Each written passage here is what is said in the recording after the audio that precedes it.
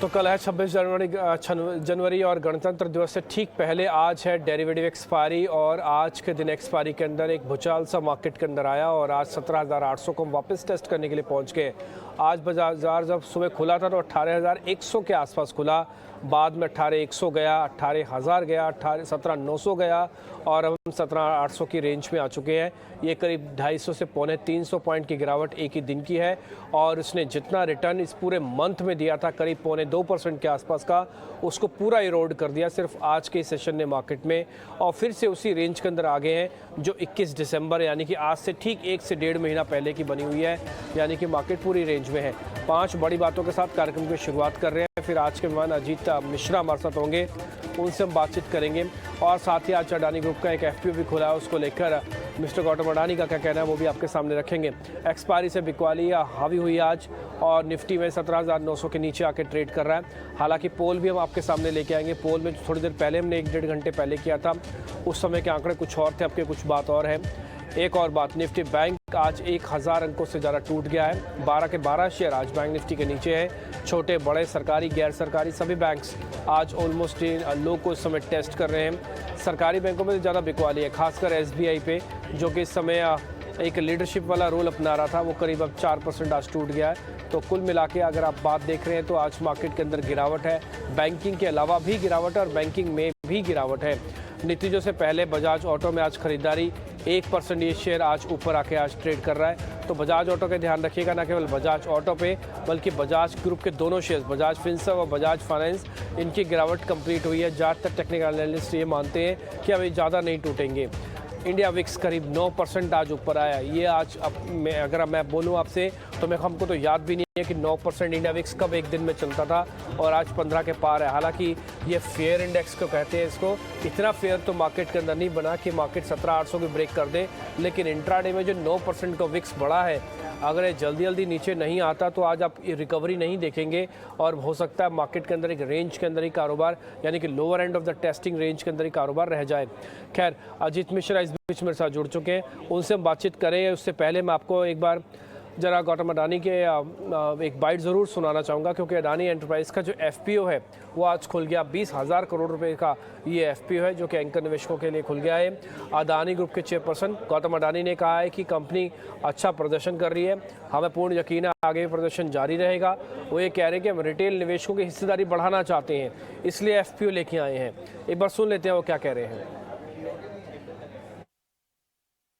Demographic dividend, बेहतर वित्तीय नीति और मजबूत गवर्नेंस ने भारत का विकास और स्थिरता का दौर दिया हुआ है। इनकी बदौलत आज भारत एवं भारत की अर्थव्यवस्था की अंतर्राष्ट्रीय समुदाय में एक विशिष्ट पहचान बनी है। इसलिए अडानी एंटरप्राइज का ये एफपीओ बहुत ही सही समय पर आया है और हमारी 10 वर्षीय कैपिटल प्लानिंग का ये हिस्सा है, जो कंपनी के फुल्ली फंडेड और डी रिस्क ग्रोथ प्लान के अनुरूप है। हमारा मुख्य उद्देश्य है भारतीय रिटेल निवेशकों को की कंपनी के हिस्सेदारी में बढ़ाने का है। हम इस एफपीओ के माध्यम से कंपनी की सुनहरी यात्रा में हर भारतीय की भागीदारी चाहते हैं। हमारे लिए प्रॉफिटेबिलिटी के साथ ईएसजी भी बहुत महत्वपूर्ण है। हमारी नीति एक लाभकारी कंपनी के साथ सामाजिक रूप से एक जिम्मेदार कंपनी बनने रहने की भी जरूरत है। ठीक है, तो आप अडानी ग्रुप के चेयरपर्सन गौतम अडानी को सुन रहे थे और वो ये भी कह रहे थे कि हम रिटेलर्स का पार्टिसिपेशन बढ़ाना चाहते हैं, बिजनेस ठीक चल रहा है, ऐसी ऐसा कोई दिक्कत है नहीं और उम्मीद करते हैं कि आगे चल के स्थिति और बेहतर होती हुई दिखेगी।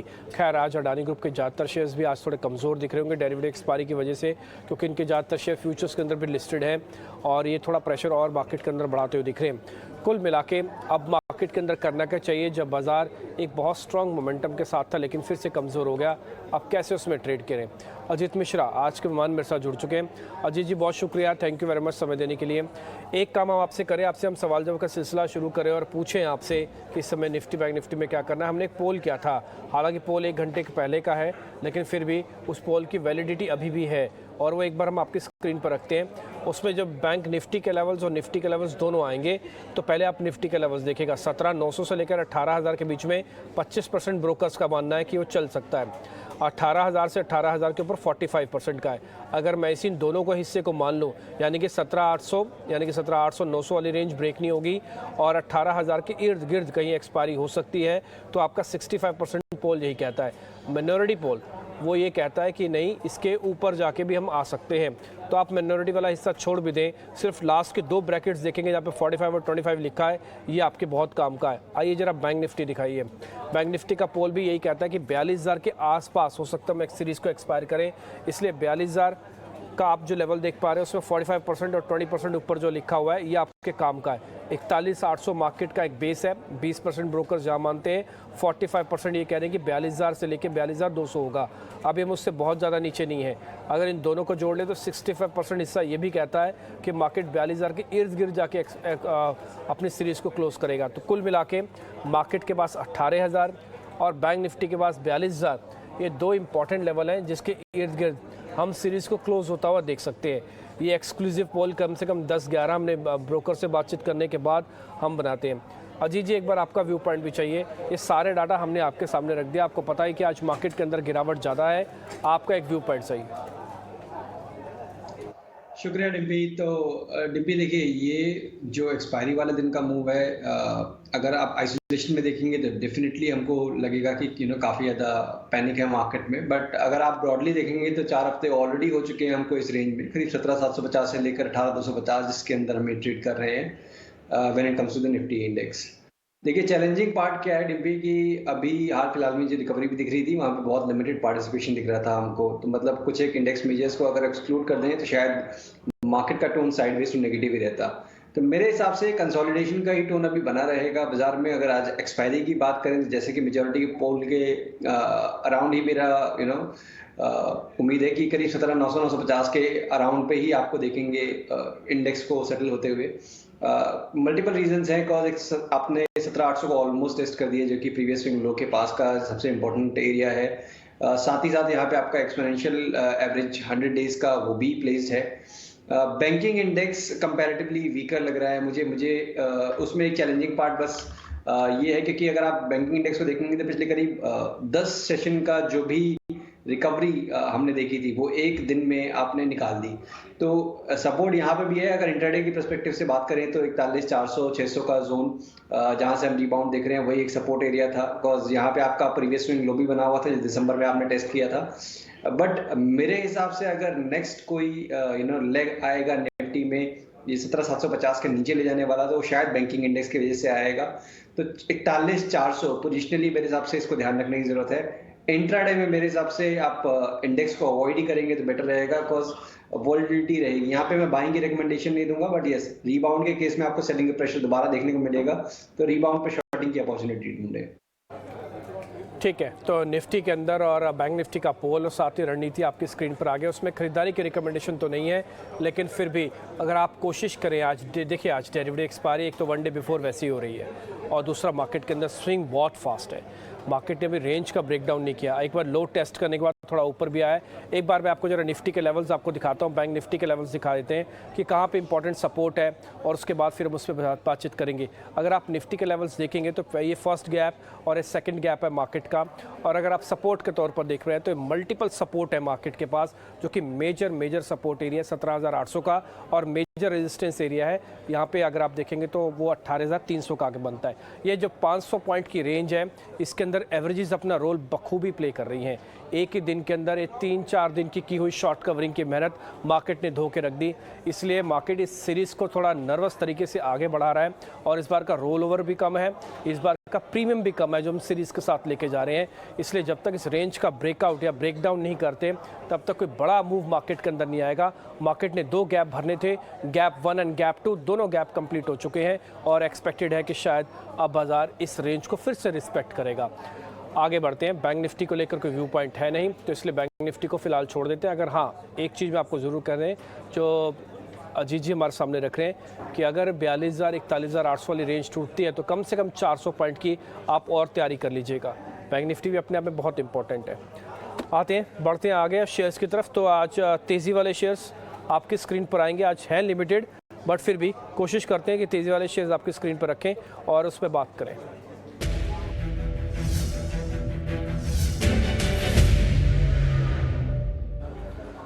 टीवीएस मोटर्स के अंदर खरीदारी आई है क्योंकि इनके जो मार्जिन है वो करीब 10% ऊपर पहुंचे और आपको ध्यान होना चाहिए टीवीएस मोटर्स बहुत बेहतरीन शेयर है, अच्छा रिटर्न दिया इसने और पिछले 1 साल का सबसे one of the finest return देने वाला शेयर बना था।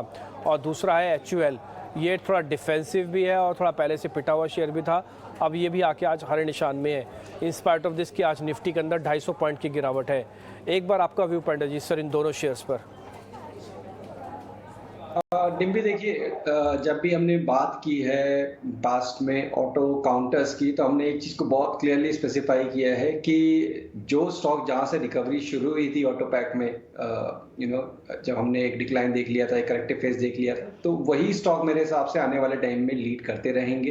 तो M&M और TVS हमने उस टाइम पे बात की थी और अभी भी वही व्यू बना हुआ है कि अगर आप देखेंगे तो कंसोलिडेशन जरूर दिख रहा है इन स्टॉक्स में, बट बावजूद इसके जिस तरीके से हमने देखा है कुछ एक स्टॉक्स में करेक्शन आते हुए या अंडर परफॉर्मेंस आते हुए, इनमें मार्जिनल रिट्रेसमेंट हुआ अपने रिकॉर्ड हाई से। और TVS में अब दोबारा से मुझे लग रहा है कि एक रिकवरी का जो इंडिकेशन बहुत क्लियर है। बावजूद इसके कि मार्केट 200 पॉइंट डाउन है, 4% की गेन के साथ होल्ड कर रहा है, ये बिल्कुल क्लियरली दिखा रहा है कि आउट परफॉर्मेंस कंटिन्यू कर सकती है। बट क्योंकि मार्केट का टोन नेगेटिव है, थोड़ा सा कॉशन जरूर रखने की जरूरत है।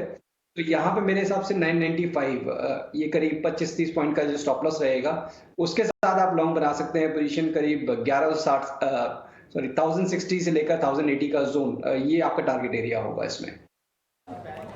ओके ठीक है, तो सर आप दूसरे सौदे पे कोई ट्रेड नहीं लेंगे HUL पे, खाली TVS ही रखें फिर ध्यान?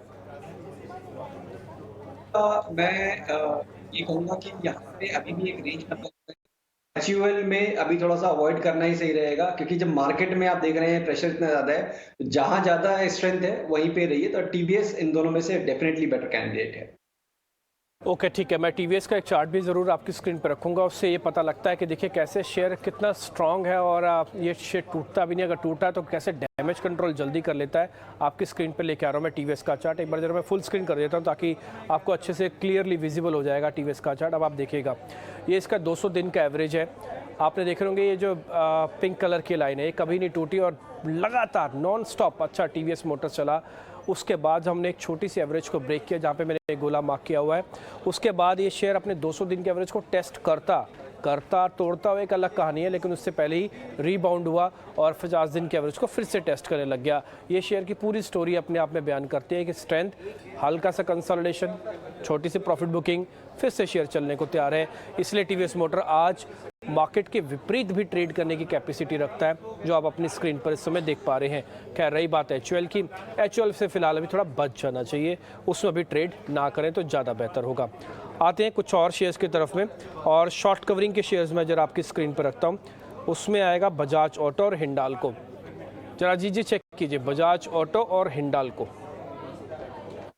तो डिम्पी देखिए, बजाज ऑटो को मैं काफी क्लोजली वॉच कर रहा था, कंसिडरिंग कि ये स्टॉक काफी टाइम से अपने लॉन्ग टर्म एवरेजेस के नीचे ट्रेड कर रहा था, बट लोअर बैंड भी इसका कैप था, करीब 3500 के अराउंड पे आपको सपोर्ट देख रहे थे। तो 3500 से लेकर 3650 इसी बैंड में ये ट्रेड कर रहा था। कल के सेशन में इसने उस बैंड को अपर साइड पे ब्रेक किया है और आज भी इसमें आप देख रहे हैं रिजल्ट वाले दिन भी पॉजिटिव टोन के साथ ये ट्रेड कर रहा है। तो मेरे हिसाब से जब तक 3650 होल्ड कर रहा है तब तक डेफिनेटली आपको पॉजिटिव टोन बना के रखनी चाहिए इसमें, और ग्रेजुअली ही सही, बट यहाँ पे मेरे को लगता है करीब 3820 से लेकर 3850 तक के लेवल देखने को मिल जाएंगे। क्योंकि आज नंबर्स हैं तो बेटर यही रहेगा कि अगर आप इसमें लॉन्ग पोजीशन बनाते हैं थ्रू ऑप्शन स्ट्रेटजीज बनाएं, वो ज्यादा बेटर विकल्प होगा। हिंडाल्को देखिए, metal as a space no doubt काफी आउट परफॉर्मेंस रही है, बट मुझे लगता है हिंडाल्को में भी कुछ बहुत स्ट्रॉन्ग तेजी वाला इंडिकेशन नहीं है। टोन पॉजिटिव है और 480 का एक स्टॉप अगर आपके पास एग्जिस्टिंग कोई पोजीशन है तो आपको बनानी चाहिए। फ्रेश बाइंग के लिए मेरे हिसाब से Bajaj auto is a better candidate. Okay ठीक है, बजाज ऑटो आपकी एक लिस्ट में आता है और ये बात हम 2-3 दिन से प्रूव भी कर रहे हैं, बोल भी रहे हैं अपने सामने कि बजाज के ग्रुप के जितने भी शेयर्स हैं, खासकर 3 shares Bajaj Auto, Bajaj Finance, Bajaj Finserv, इन सब में गिरावट टेक्निकली पूरी लगती है और इसके बाद एक पुल बैक आ सकता है। बजाज ऑटो का मैं चार्ट आपको दिखाऊंगा जिसके लेवल्स आपको मिल गए 38-20 का और 36-50 लेवल अच्छे से नोट कीजिएगा। आते हैं बजाज ऑटो के चार्ट पे देखने के लिए कि क्यों बार बार ये बोला जा रहा है कि सपोर्ट है। आप देखिए मल्टीपल सपोर्ट, ये फर्स्ट सपोर्ट है, सेकंड सपोर्ट है और जब सेकंड वाला सपोर्ट है उसमें टिपिकली शेयर चला हुआ है। तीसरी बार ये सपोर्ट लेता उससे पहले ही टर्न अराउंड हुआ है और दोनों एवरेज 50 और 200 दिन ट्रेडर्स एवरेज और इन्वेस्टर एवरेज का ब्रेकआउट हो गया। और अच्छी बात है कि इसके जो पीयर कंपीटर है उसके भी ये शेयर आज चल रहा है टीवीएस मोटर का। तो उम्मीद करते हैं कि जो टू व्हीलर वाला सेगमेंट है ठीक बजट से पहले अपने डैमेजेस को कंट्रोल करने की कोशिश कर रहा है। ये फंडामेंटल व्यू है, टेक्निकल व्यू आपके सामने है, डेरिवेटिव की स्टडी करके सर ने आपको बता दिया। तो टीवीएस मोटर लिस्ट में आया, अगला शेयर था बजाज ऑटो, वो भी लिस्ट में आया और दोनों ही कोइंसिडेंटली एक टू व्हीलर सेगमेंट की कंपनी है। तो आपको इसी से ही स्टडी से ही लग रहा होगा कि हाँ किस जगह पर आपको जाना है और किसको छोड़ना है। हिंडाल्को फिलहाल लीव कर देते हैं, हिंडाल्को में भी कोई ट्रेड नहीं है। लीव कर देना Ajit sir, Hindalco no trade. बिल्कुल डिम्पी, फ्रेश बाइंग यहाँ नहीं करनी है, 480 का स्टॉप रखना है अगर आपके पास है तो। कि आप ज़्यादा ट्रेड ना कीजिएगा। आज इंडेक्स के अंदर भी रुक रुक के अगर आपको बाइंग मिले तो फिर आप ये मानिएगा जो आपने पोजीशंस ले रखे हैं वही रखें। जब तक बहुत अच्छे से ऊपर नहीं आ जाता ना तब तक आप ये मत मानिएगा कि बाज़ार ठीक हो गया है। ठीक है, तो इंडेक्स पे नो व्यू, शेयर्स में टीवीएस और बजाज ऑटो अभी तक 2 आपके लिए एक पॉजिटिव नंबर के तौर पर हम आपके सामने रख रहे हैं। अब जरा मंदी वाले शेयर्स की शुरुआत करते हैं।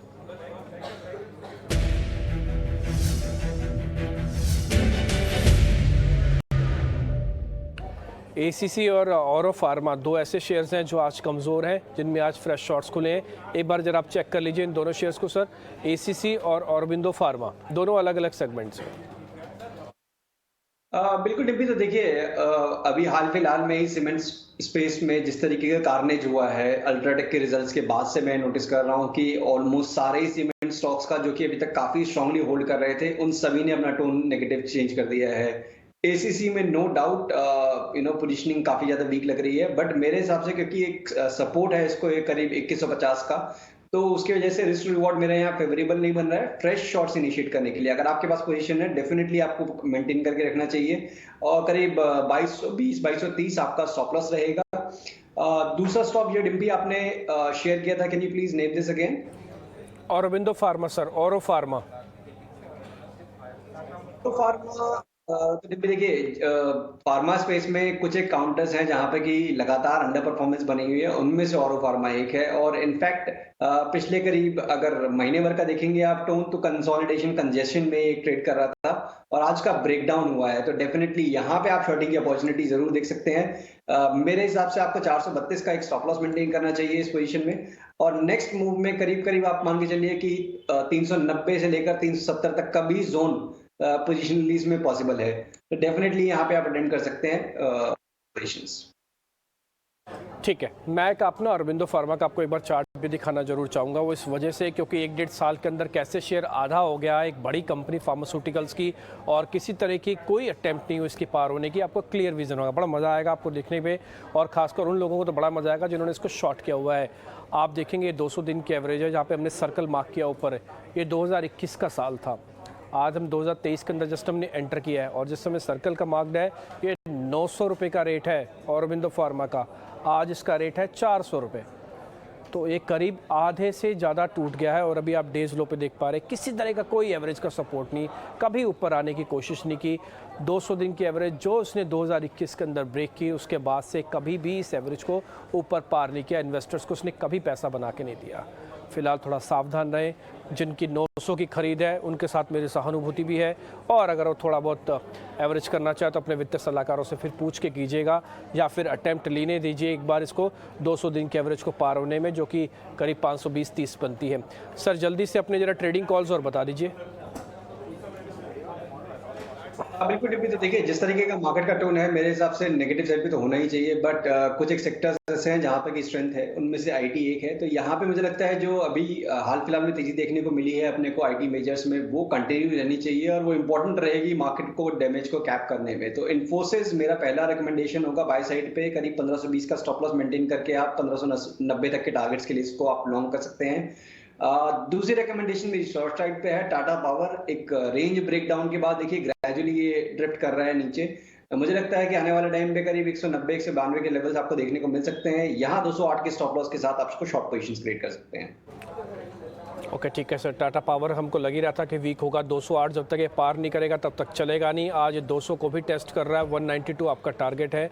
ठीक है सर, और कोई इसके अलावा कोई और शेयर? बस यही है ना सर? अजीत सर देखिए डिम्पी, अगर ऑप्शन पोजीशंस के हिसाब से देखें या फिर एक ट्रेंड के हिसाब से देखें तो बजाज फाइनेंस में मुझे लग रहा है कि थोड़ा सा अभी और पेन है, कंसिडरिंग कि जो इसने अभी रिसेंट स्विंग्स बनाए थे करीब 58-50 के अराउंड पे, आज उसका उसने ब्रेक किया है। तो पॉसिबिलिटी ये दिख रही है कि आपको यहाँ पे थोड़ा सा मूव और एक्सटेंड करे। 5700 की पुट फरवरी मंथ की करीब 120 के अराउंड पे जो ट्रेड कर रही है, इसको आप कंसिडर कर सकते हैं 100 रुपए के स्टॉप लॉस के साथ 160 तक के टारगेट्स के लिए।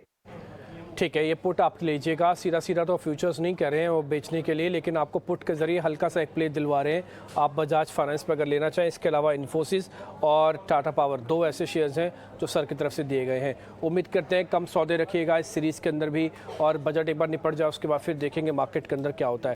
अजीत सर बहुत शुक्रिया, थैंक यू वेरी मच आज समय देने के लिए। अच्छा लगा आपसे बातचीत करके। फिलहाल इस कार्यक्रम से भी इतना ही, नमस्कार।